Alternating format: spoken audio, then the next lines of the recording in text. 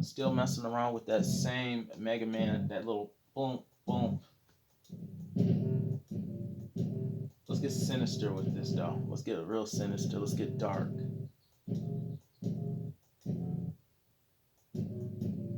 I like that. We'll see.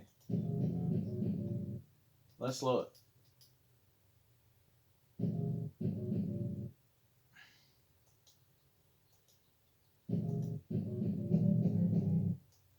No, let's keep it like.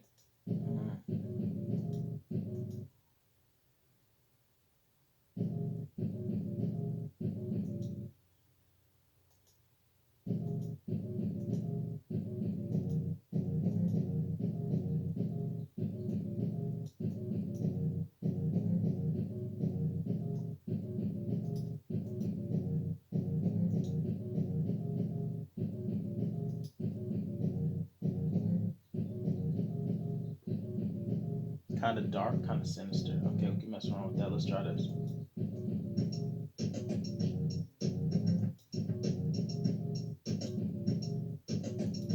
Oh yeah, that's nice.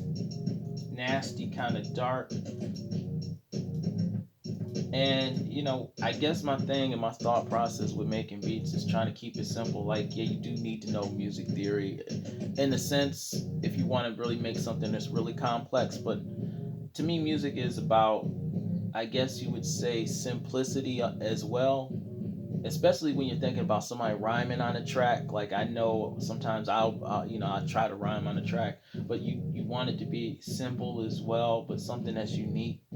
So even, let's say your skill set isn't, like, you're working within what your skill set is, and as you are doing this, progressing on, you definitely will get better. And I said, for me, it's just messing around and experimenting and seeing what works, what doesn't work, and that you don't always need, like, hey, I need an 8 bar loop. Can you work within the confounds of a 2 or a 4 bar loop, and kind of really make that stuff happen?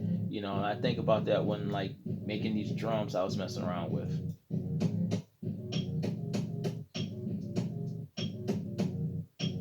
And I think I used, for these drums, coming up with this drum loop, I just kind of used what I had with inside FL Studio with tweaking. Like, you can always tweak. Like, you're not, people like, I'm scared to tweak. Look, good tweak. Like, you could come up with some really crazy, interesting stuff with some of the stuff that's sometimes within the box itself. I know we get drum loops from all these other places. I got some from some records down there, some CDs that are way behind me, but you can always find some really dope, or even create some really new and unique sounds just within what's in your pack. Sometimes I think sometimes we forget about that.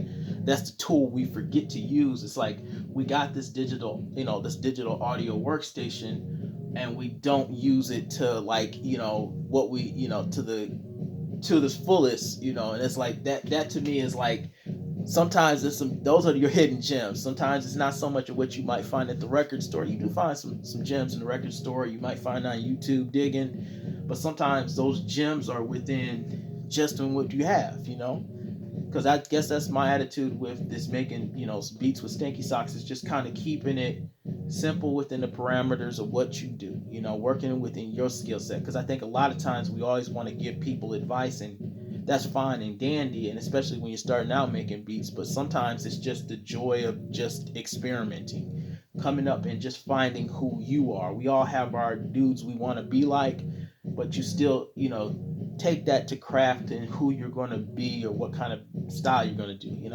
That's all. I guess that's the advice I could give you. Okay, till next time.